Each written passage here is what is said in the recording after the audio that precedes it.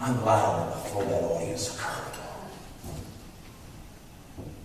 If I choose that title for my speech and I don't convey it with intelligence and compassion, I'm liable to just add more insult to injury.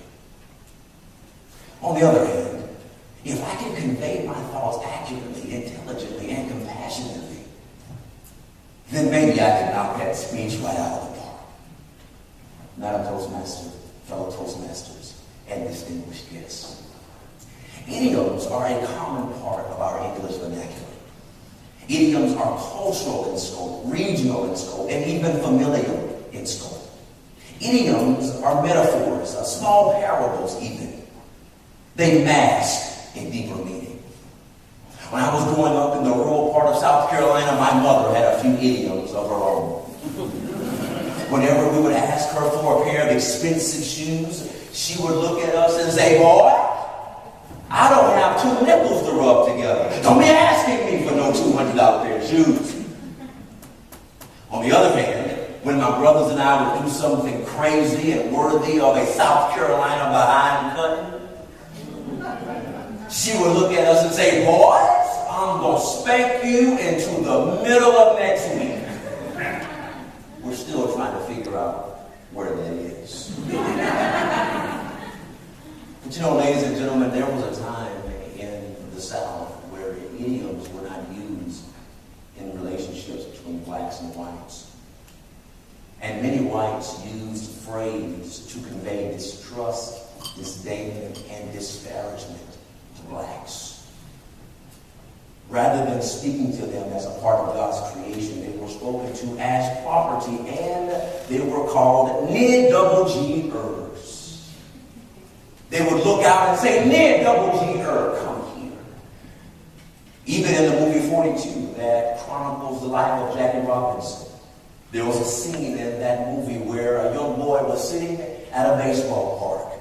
His father and friends were around. Jackie Robinson comes out, and they start hurling, "Nid-double-G-er, you don't belong here. Nid-double-G-er, why are you here?" The young boy looks at his hero father, and in typical hero fashion, he imitates the behavior of his father, and he screams out, "Yes, Nid-double-G-er, you don't belong here."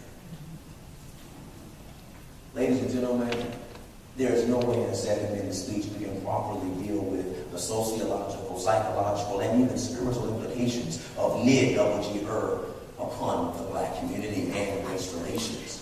However, there are 3 other N-words that if we properly understand and embrace the correct one, it could substantially transform our own lives and the lives within our interpersonal relationships. The first N-word is normal. Just plain old normal. Person who lives their life void of risk, playing it as safe as they possibly can. They're not inspiring others. They're not inspired by others. They simply want to make it.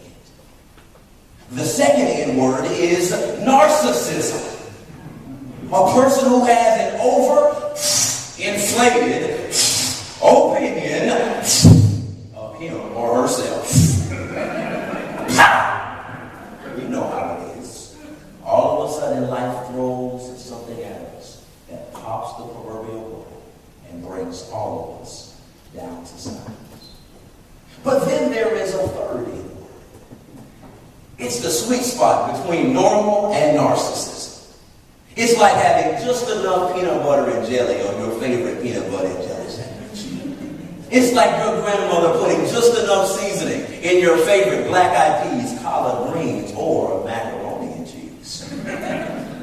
Ladies and gentlemen, this sweet spot is the N-word necessary. Not normal, not narcissism, but necessary.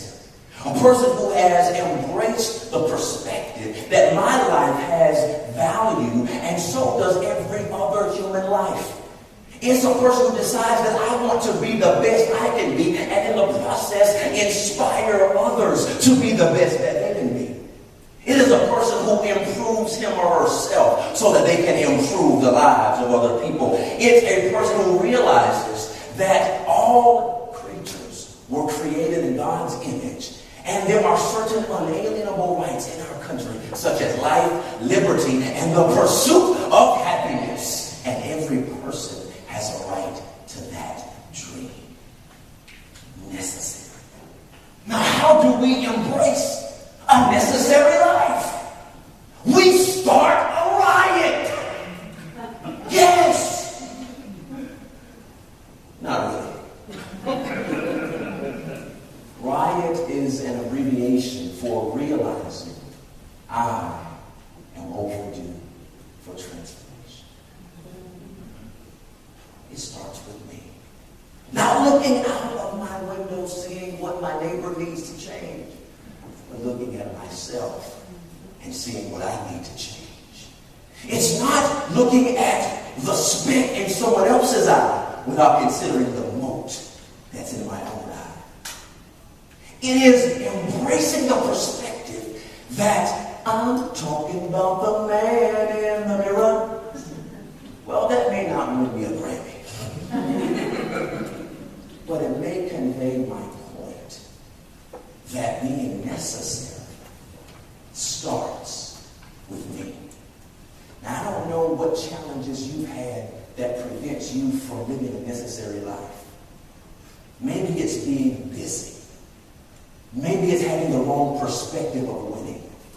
Maybe it's having a teacher at your desk and shaking you out of your dreams. Maybe it's not having someone to convey love and attention. There could be 1,000 reasons why you're not living a necessary life.